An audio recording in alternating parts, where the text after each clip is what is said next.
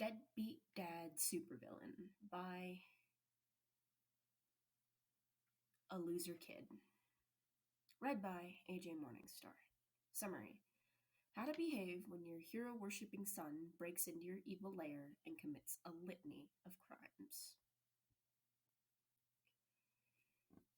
He looked at the vicious intruder that had barged into his lair after knocking out his guards and then rifled through his papers like they had stolen his girlfriend and killed his mother.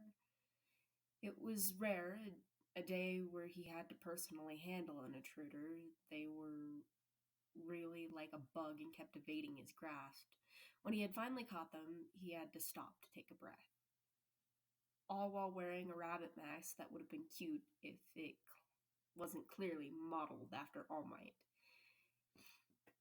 He removed the menace's mask, froze, and sighed. You skipped school for this? His son bared his teeth with a sneer. It's an educated field trip. So similar to something he would have said back when he was angsty preteen. No wonder the boy had always liked Inko better, who wanted to talk to an older, worse version of themselves. Please excuse me for making such an insulting assumption. So you deceived the school to get credit for coming here today. A field trip, which included not only trespassing, destruction of property, and breaking and entering, but also assault. With a deadly weapon, no less. The cute little brat rolled his eyes. Okay, sure, crimes were committed, but I'd like to see you, the local supervillain, reporting me to the police. Would you be that much of a hypocrite? He pretended to think about it and watched in amusement as his son's eyes widened with outrage. You wouldn't.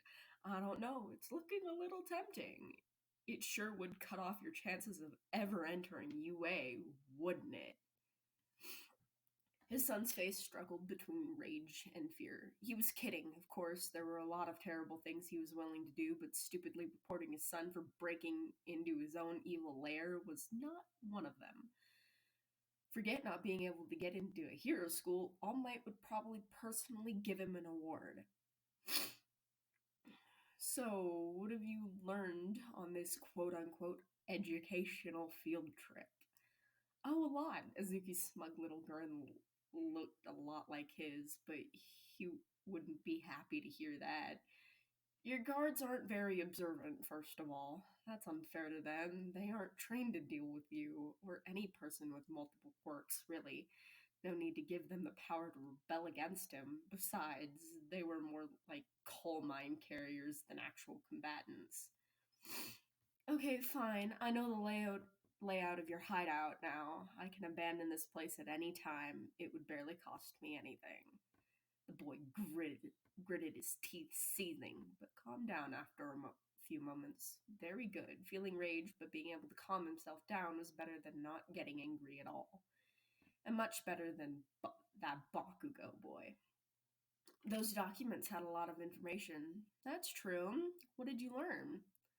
I would say I learned you're a scumbag, but I already knew that. Other than that, why should I tell you? That was a good point. He was just curious about whether Izuku could differentiate between a genuine and fraudulent documents. This layer was fairly easy to find, so the document storage room held a pretty even mix of real information and misinformation filed away just to mislead intruders. Oh well, he was sure he would find out what Izuku had learned when he caught up onto the gossip rags and forums next month. Are you going to untie me? The boy shifted against the rope that secured him to the chair. It was the softest rope he had on hand, but rope is rope. I don't know. I don't make a habit of bestowing mercy on intruders. He tapped his chin thoughtfully, side-eyeing his son. What would Izuku do to get out of this situation? The boy paused for a second, then sighed. It appeared he had decided to use his most deadly weapon. Izuku looked up. His lips wobbled, his big green eyes glimmered with unshed tears. Please, he sniffled, and the tears slipped down. It hurts, Dad. Despite knowing that this was an act,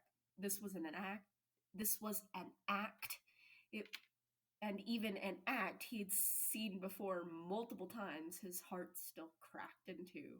Nobody liked seeing their baby cry. Yes, yes, I'll untie you, don't cry. Of course, he immediately stopped crying and stopped looking even remotely scared or sad. The only remained of it was the tear on his cheek, which was quickly wiped away as soon as his hands were free. You know, crying doesn't get you out of every situation, right?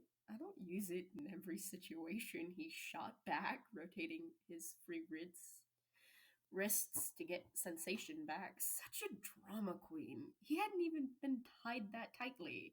If he had bothered trying, he probably could have escaped the rope entirely on his own. Still, he was proud of his son's capacity for manipulation. Granted, he was manipulating his own father, but regardless. What are you doing here anyway? You didn't come over this weekend when it was my turn for custody. The boy rolled his eyes. I saw on the news that one of your cover businesses burned down. I thought you would be busy dealing with that. He smiled sheepishly. He was indeed busy with that all weekend and would not have had the time to take care of his son had he arrived. You got me. Figured.